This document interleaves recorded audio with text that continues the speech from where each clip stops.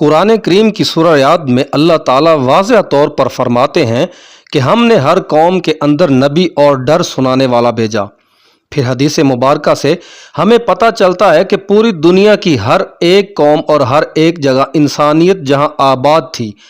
1,24,000 پیغمبر بھیجے گئے، لیکن نام سے ذکر صرف اور صرف 25 پیغمبروں کا ہے، کیونکہ اگر ان سب کے نام، زندگی اور قوموں کے حالات بیان ہوتے تو یہ قرآن کریم ہدایت اور عبرت کی کتاب کی بجائے ایک تاریخی کتاب زیادہ معلوم ہوتی۔ اس لیے ان کا ذکر کرنا ضروری نہیں تھا، مگر آج ہندو مذہب کے ماننے والے لوگوں کا یہ دعویٰ ہے کہ ان کا ہندو مذہب مسلمانوں کی تاریخ سے بھی ہزاروں سال پرانا ہے، اور نہ ہی ہندوستان کی سرزمین پر کوئی نبی بھیجا گیا۔ ان کے پاس بھی قرآن مجید ہی کی طرح بھگوان کی طرف سے بھیجی ہوئی کتابیں وداس کی صورت میں موجود ہیں، جس میں کسی بھی پیغمبر کا کوئی ذکر موجود نہیں ہے، جبکہ اس سورۃ الانبیاء آیت نمبر 107 کے اندر اللہ تعالیٰ فرماتے ہیں کہ ہم نے آپ کو تمام جہانوں کے لیے یعنی قیامت تک کے انسانوں کے لیے ہدایت بنا کر بھیجا، جس کا مطلب ہے کہ اس میں ہندوستان کی سرزمین بھی شامل ہے۔ تو پھر ہندوستان میں ہندو مذہب کے ماننے والے اس کا انکار کیوں کرتے ہیں؟ اگر اس سرزمین پر کوئی نبی واقعہ ہی نہیں بھیجا گیا تو پھر رسول کریم صلی اللہ علیہ وآلہ وسلم کا ذکر ان کتابوں میں کیسے موجود ہے؟ نوح علیہ السلام اور ان کی کشتی کا ذکر کیسے بیان ہوا؟ حضرت عیسیٰ علیہ السلام کی واپسی کا ذکر کیسے بیان ہوا؟ ایک اللہ کی عبادت کا کیوں کہا گیا؟ اگر یہ واقعی اس قوم کے اندر ہدایت کے لیے آنے والے کسی نبی کی تعلیمات ہیں جنہیں وقت کے ساتھ بگاڑ دیا گیا، تو وہ کون سے پیغمبر ہیں؟ یعنی سوال یہ ہے کہ یہ ہندو کس نبی کی امت سے ہیں؟ ان سوالات کا جواب تاریخ سے جاننے کی کوشش کرتے ہیں اور ایسے حقائق جانتے ہیں جو تمام ہندو پنڈت، اسکالرز اور تاریخ دان آج تک دنیا سے چھپاتے ہیں۔ ہندو مذہب کے ماننے والوں کا یہ دعویٰ دنیا کا سب سے قدیم ترین مذہب ہے، اتنا قدیم کہ جب اسلام یا مسلمان لفظ کا وجود تک ہی موجود نہ تھا، جو کہ صحیح بھی ہے، کیونکہ کفر و شرک کی ابتدا اسی دن سے ہو گئی تھی جب حضرت آدم علیہ السلام کے بیٹے قابیل اور حابیل کو قتل کیا گیا اور ان سے الگ ہو کر کفر و شرک کے اندر مبتلا ہو گیا۔ حضرت ابراہیم علیہ السلام کی قوم بھی بت پرست تھی۔ حضرت موسیٰ علیہ السلام کی قوم نے بھی ایک وقت پر سونے کے بچڑے کی عبادت شروع کر دی، یہاں تک کہ رسول اکرم صلی اللہ علیہ وآلہ وسلم کے اعلان نبوت سے قبل کعبے کے اندر 360 بت موجود تھے، جنہیں فتح مکہ کے وقت صحابہ کرام نے توڑ کر نکالا، جس سے یہ معلوم ہوتا ہے کہ بت پرستی تو دنیا کے پہلے انسان حضرت آدم علیہ السلام کی نافرمان اولاد کے وقت سے ہے آج تک موجود ہے، مگر اس کا تعلق کسی مذہب سے نہیں ہے بلکہ گمراہی سے ہے، چونکہ شیطان ان سے کرواتا رہا۔ مگر جہاں تک ہندوستان کی سرزمین کا تعلق ہے تو یہاں پر ان لوگوں کی ہدایت کے لیے یقیناً کئی پیغمبر بھیجے گئے، جن کی کچھ تعلیمات تو آج بھی صحیح حالت میں موجود ہیں، مگر زیادہ تک کو بگاڑ کر اس کی وجہ اور اس کی اصل حقیقت کو ختم کر دیا گیا۔ بت پرستی اور گمراہی شروع ہو گئی، چونکہ ان کتابوں میں آج بھی ایک خدا کی عبادت کا حکم دیا گیا ہے۔ یہ بتایا گیا ہے کہ خدا کا کوئی شریک نہیں، وہ ایک ہے، اس کی کوئی اولاد نہیں، مگر پھر بھی اس کی کئی مورتیاں بنا کر اس کے شریک خدا بنا دیے گئے اور ان کی پوجا ہوتی رہی، اور آج تک ہندو مذہب کے اندر چھوٹے بڑے کئی بلین بتس بنائے جا چکے ہیں۔ ہندو اسکالرز کا دعویٰ ہے کہ اسلام کی شروعات آج سے 1400 سال پہلے ہوئی، مگر ہندو مذہب اس سے بھی پہلے دنیا کا پرانا ترین مذہب ہے، اس لیے اسلام کا ہندوستان کی سرزمین سے کوئی تعلق نہیں۔ مگر یہ کم عقل اس بات کو نہیں جانتے کہ دنیا کا پہلا پیغمبر ہی ہندوستان کی سرزمین پر اتارا گیا تھا۔ جی ہاں، حضرت آدم علیہ السلام کو دنیا میں اس وقت ہندوستان کی سرزمین سری لنکا کی پہاڑی پر اتارا گیا تھا، جہاں آج بھی ان کے قدم کا نشان موجود ہے، یعنی سرزمین پر پہلا ہی قدم ایک مسلمان اور پیغمبر نے رکھا، جس کا مطلب انسان کی ابتدا عرب سے نہیں بلکہ ہندوستان سے ہوئی، کیونکہ مسلمان لفظ کا مطلب ہے اپنی خواہشات کو رب کے حوالے کرنا، اس کا حکم ماننے والا انسان بن جانا۔ حیرت انگیز طور پر لفظ آدم بھی سنسکرت زبان کا ہی ایک لفظ ہے، جو کہ ہندوستان کی سرزمین کی زبان ہے، نہ کہ عرب کی زبان، جس کا سنسکرت میں مطلب ہے پہلا شروعاتی یا اوریجنل۔ اس لیے آدم کا مطلب ہے آدم علیہ السلام کی اولاد، جنہیں قدیم سنسکرت کی کتابوں کے اندر سبوا منو کہہ کر پکارا گیا۔ اگر ہندو کسی طرح ان کے وجود کا انکار کرنے کی کوشش کریں تو ایسا بالکل ناممکن ہے، کیونکہ ان کی مقدس کتاب رگ وید اور ویش پرانا میں آدم علیہ السلام کی تخلیق، فرشتوں کا انہیں سجدہ کرنا، آدم علیہ السلام سے حضرت حوا کی تخلیق، شیطان کا ان دونوں کو بہکا کر جنت سے نکلوانا اور پھر زمین پر اتارنے کا ذکر واضح طور پر موجود۔ پرویش پرانا چیپٹر 427 کے اندر یہ تمام واقعات بیان ہیں، بالکل ایسے ہی جیسے کہ لکھا ہے کہ خدا نے آدم علیہ السلام کے جسم کو 2 حصوں میں تقسیم کیا، ایک کو سموا منوا یعنی آدم اور دوسرے کو فیمیل یعنی شتر و باغا بنایا،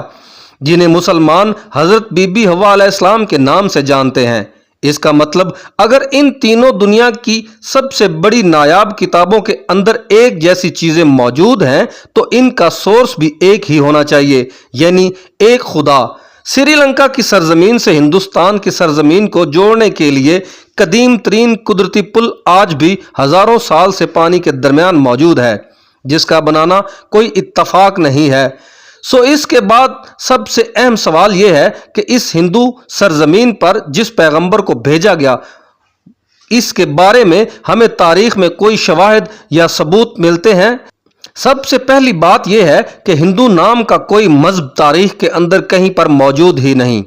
اور نہ ہی ہندو مذہبی کتابوں میں، اور نہ ہی کوئی اور آسمانی کتاب مثلا تورات، زبور، انجیل کے اندر اس کا کوئی ذکر موجود ہے، بلکہ دریائے سندھ کے پاس رہنے والے، سندھو ندی کے قریب رہنے والے لوگ اپنے علاقے کی نسبت سے ڈھام کو بگاڑ کر ہندو کہلائے جانے لگے، جبکہ اصل میں ان کا یہ مذہب سنسکرت زبان کے اندر ہندو نام سے ہی نہیں، سناتن دھرم کے نام سے تاریخ میں موجود ہے،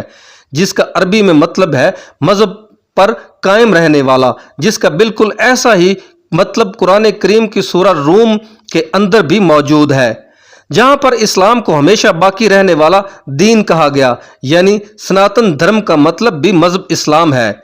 تاریخ کے حوالوں اور مضبوط دلائل سے یہ پتہ چلتا ہے کہ یہ وید کسی اور پیغمبر پر نہیں بلکہ آدم ثانی یعنی حضرت نوح علیہ السلام پر اتارے گئے، جس نے انہیں نوحہ کہا گیا ہے۔ وید میں پیغمبر اور عظیم شخصیات کے لیے ملوک کا لفظ کہا گیا ہے، یعنی نوح علیہ السلام کو بڑے سلام والا بنو کہہ کر بیان کیا گیا ہے، اور ان کی کشتی سے لے کر سیلاب تک کا تمام تر واقعہ تفصیل سے محفوظ ہے، جیسا کہ قرآن کریم کی سورہ ہود میں اور بگ آف جنسن چیپٹر 7 کے اندر بھی یہ بیان ہے۔ وید میں لکھا ہے کہ جب بڑے سیلاب بعد دنیا پھر سے دوبارہ آباد ہوئی تو ان میں ویدوں کو نافذ کروں گا، اور ویش پرانا چیپٹر 427 کے اندر نوح علیہ السلام کے طوفان کے بارے میں بیان کیا گیا ہے، اور یہ بھی کہ اس منو کو خدا نے کشتی بنا کر اس کے اندر جانداروں کو سوار کرنے کا حکم دیا، جس کے بعد ایک عظیم طوفان آیا جس نے ہندوستان کی سرزمین کو، زندگی کو ختم کر دیا۔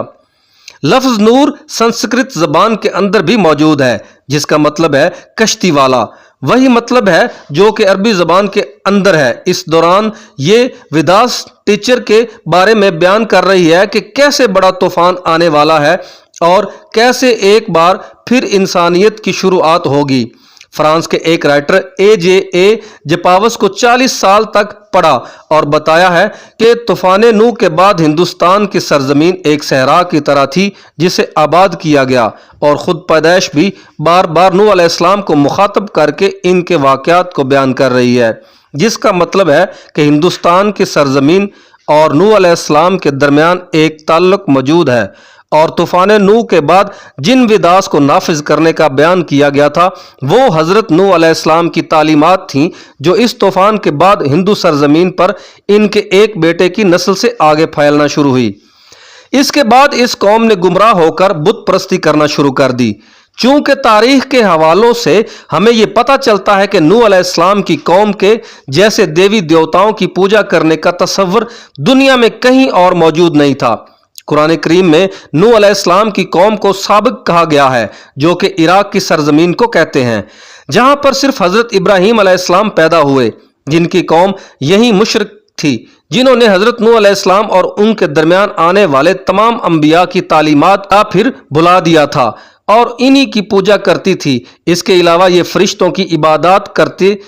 इसलिए खुदा के साथ साथ फरिश्तों की मूर्तियां भी बनाकर इन्हें भी खुदा का दर्जा देना शुरू कर दिया।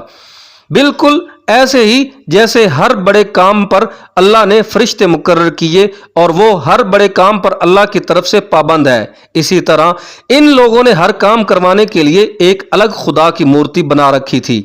ये लोग सितारों और आग की भी पूजा करते थे, इसलिए आज भी हिंदू कौम सितारों के इल्म के अंदर इतना यकीन रखते हैं और आग की भी परस्तश करते हैं, इसे मुकद्दस जानते हैं। मगर सबसे अहम सवाल यह है कि ये सब जानकर भी और अपनी किताबों के अंदर वाज़ेह तौर पर एक खुदा और एक पैगंबर की तालीमात को वाज़ेह तौर पर देखकर हिंदू कौम इसका इनकार क्यों करती है? क्यों नहीं मानती कि अल्लाह के वादे के मुताबिक इनकी कौम के अंदर भी अल्लाह का पैगंबर उतारा गया, इन्हें भी डर सुनाया गया था? इस बात को समझने के लिए आपको सही बुखारी की एक हदीस मुबारक के बारे में बताता हूँ। चूँकि हज़रत अबू सईद खदरवी रज़ी अल्लाह ताला अन्हु से रवायत है कि रसूल करीम सल्लल्लाहु अलैहि वसल्लम ने फरमाया कि क़यामत के दिन हज़रत नूह अलैहिस्सलाम और उनकी कौम को बुलाया जाएगा और अल्लाह ताला नूह अलैहिस्सलाम से ये सवाल करेंगे कि क्या आपने अपनी कौम तक मेरा पैगाम पहुंचा दिया था? हज़रत नूह अलैहिस्सलाम फरमाएंगे कि बेशक मेरे मालिक। इसके बाद हज़रत नूह अलैहिस्सलाम की कौम से पूछा जाएगा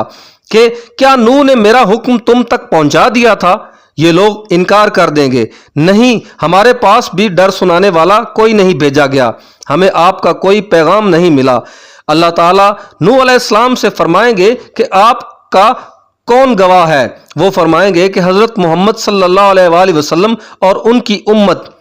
फिर तुम लोगों को पेश किया जाएगा और तुम लोग गवाही देना कि नूह अलैहिस्सलाम ने अपना पैगाम या अल्लाह का पैगाम पहुंचा दिया था। जिसके बाद नबी करीम सल्लल्लाहु अलैहि वसल्लम ने सूरह बकरा की आयत नंबर 143 पढ़ी और इसी तरह से हमने तुम्हें उम्मत वस्त बनाया,